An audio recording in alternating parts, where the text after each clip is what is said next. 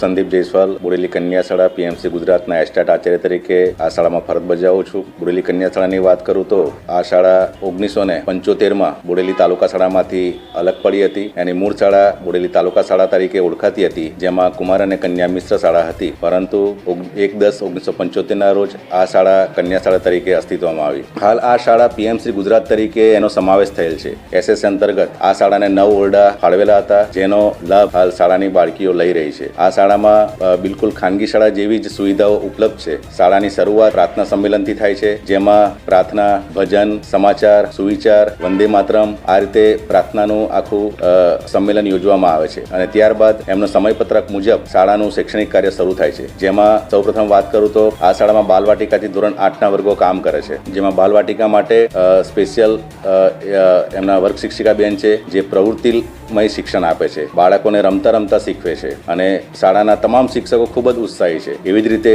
ધોરણ 1-2ના બાળકોને પણ ખૂબ સરસ મજાનું પ્રવૃત્તિમય શિક્ષણ આપવામાં આવે છે. ધોરણ 3 અને 5માં તાસ પદ્ધતિથી શિક્ષણ આપવામાં આવે છે. દરેક વર્ગ માટે એક અલગ શિક્ષક છે, જેથી બીજા ધોરણનું એમને કામનું ભારણ રહેતું નથી, જેને કારણે ખૂબ સારું શિક્ષણ આપી શકાય છે. ધોરણ 3 અને 5માં પણ પીડીએલ પદ્ધતિ છે અને ધોરણ 6 અને 8માં પણ પીડીએલ પદ્ધતિ છે. 6 થી 8માં વિષય પ્રમાણે વિષય શિક્ષકો કામ કરે છે. જેવી રીતે ભાષાના મારી પાસે 3 શિક્ષકો છે. એમાં ગુજરાતી, હિન્દી માટેના એક સ્પેશિયલ શિક્ષક છે, સંસ્કૃત સાથેના એક શિક્ષક છે અને ઇંગ્લિશ સાથેના એક શિક્ષક છે. એટલે શાળાની વિદ્યાર્થીઓના તમામ વિષયના શિક્ષણ ખૂબ સારી રીતે મળી રહ્યું છે. એવી જ રીતે ગણિત વિજ્ઞાનના પણ મારી પાસે 2 શિક્ષકો છે, જે ખૂબ સારું શિક્ષણ આપી રહ્યા છે. અને ગણિત વિજ્ઞાનના શિક્ષકો એમના શિક્ષણમાં સાથે સાથે સાયન્સ લેબનો પણ ઉપયોગ કરે છે. જ્યાં એમને લાઈવ પ્રેક્ટિકલ કામ કરવાનું હોય ત્યાં આગળ એ લોકો સાયન્સ લેબમાં લઈ જાય છે અને એમને પ્રેક્ટિકલ સાથે શિક્ષણ આપે છે. સામાજિક વિજ્ઞાનના પણ આગળ સ્પેશિયલ શિક્ષક છે, જે ઇતિહાસ, ભૂગોળ અને નાગરિકનું ખૂબ સરસ એમને શિક્ષણ આપી રહ્યા છે. 4 રિસોર્સ પર્સનની પણ નિયુક્તિ કરવામાં આવી છે, જેમાં ડાન્સ ટીચરની નિયુક્તિ કરવામાં આવી છે, એક એટીડી શિક્ષક જે ચિત્ર દોરાવે છે એની પણ નિયુક્તિ કરવામાં આવી છે, એક સ્પોર્ટ શિક્ષકની પણ નિયુક્તિ કરવામાં આવી છે અને એક કોમ્પ્યુટર શિક્ષકની પણ નિયુક્તિ કરવામાં આવી છે. આ તમામનો ભરતી કરવાનો એકમાત્ર હેતુ એ છે કે બાળકોને તમામ વિષયનું નોલેજ પ્રોપર શિક્ષકો દ્વારા જ મળે, એ સરકારનો મુખ્ય અભિગમ છે. એક્સપ્લોઝર વિઝિટ કરવાની હોય ત્યાં વિઝિટ કરાવીને પણ એમને એ શિક્ષણ આપવામાં આવે છે.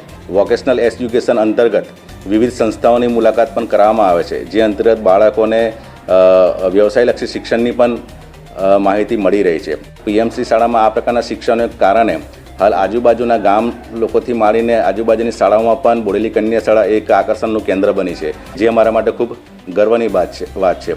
7 જેટલા શિક્ષકોની છોકરીઓ આ શાળામાં ભણી રહી છે. આજુબાજુની ખાનગી શાળાઓમાંથી પણ નવા સત્રમાં નવું નામાંકન અત્યારે આપણી શાળામાં આવી રહ્યું છે. એ પણ અમારા માટે ખૂબ મોટું એચિવમેન્ટ છે અને ભવિષ્યમાં એમાં અમે વધુ સુધારા કરીને વધુમાં વધુ બાળકીઓ સરકારી શાળામાં આવવા પ્રેરાય એ માટેના અમારા ખૂબ મોટા પ્રયાસો છે. શાળાની અંદર અને શાળાની બહાર બંને જગ્યાએ એમને શુદ્ધ પાણીની પીવાની પણ આપણે વ્યવસ્થા કરેલ છે. મધ્યાહન ભોજનનું જમવાનું ગરમ, તાજું અને સ્વાદિષ્ટ હોય છે. તમામ સ્ટાફના શિક્ષકો પણ આ ભોજનને ચાખે છે, ચકાસણી કરે છે અને એની ગુણવત્તાની ખાતરી કરે છે. અને છોકરીઓ ખૂબ સારી રીતે ભોજન લે છે. સાથે સાથે સાંજે 4 વાગ્યે એમને નાસ્તો પણ આપવામાં આવે છે, જેમાં ચણા છે, એમને સુખડી છે, આ બધું એમને આપવામાં આવે છે. અને દૂધ પણ સવારે આપવામાં આવે છે. વાર્ષિક અલગ અલગ પ્રકારના ઉત્સવો હોય એમાં પણ આ શાળા નંબર 1 પર છે. અલગ અલગ એક્ટિવિટીમાં ભાગ લે છે. હાલ શાળા માટે ગૌરવ પામવાની બાબત જે ગણિત વિજ્ઞાન પ્રદર્શન હતું, એ ગણિત વિજ્ઞાન પ્રદર્શનમાં આ શાળા ઝોન કક્ષા લેવલ સુધી ગઈ હતી, જેને કારણે શાળાની બાળકીઓ ખૂબ ઉત્સાહિત થઈ હતી અને શાળાના શિક્ષકોમાં પણ નવો ઉર્જાનો સંચાર થયો હતો. છોકરીઓને પ્રોત્સાહિત કરવા માટે ખેલ મહાકુંભમાં 50 જેટલી છોકરીઓએ ભાગ લીધો હતો. એ 50 છોકરીઓને સ્પોર્ટ કીટ આપણે આપવામાં આવી હતી. તો આ રીતે સરકારશ્રીનો એક મુખ્ય અભિગમ છે કે છોકરીઓને અલગ અલગ એક્ટિવિટીમાં ભાગ લેવડાવો અને એમને પ્રોત્સાહન પણ પૂરું પાડો. તો આ રીતે આપણી બોડેલી કન્યા શાળા ખૂબ સુંદર રીતે કામ કરી રહી છે અને અમે હજુ આ શાળાને આગળ લઈ જવા માટે કટિબદ્ધ છે. જય હિન્દ, જય ભારત.